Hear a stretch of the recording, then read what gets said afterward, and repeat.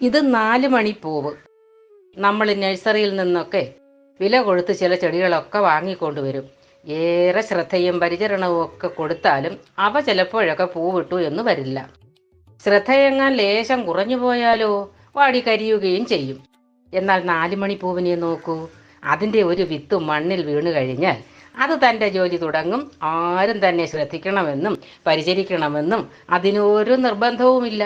തൻ്റെ ജോലി അത് ഏറ്റവും ഭംഗിയായി ചെയ്തുകൊണ്ടേയിരിക്കും.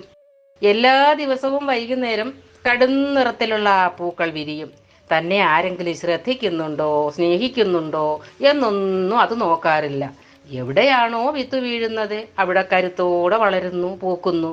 പൂക്കളാൽ മറ്റുള്ളവർക്ക് സന്തോഷം നൽകുന്നു. തൻ്റെ കടമകൾ കൃത്യമായി ചെയ്യുന്നു. ഒരു പരാതിയും പരിഭവവും ഇല്ലാതെ.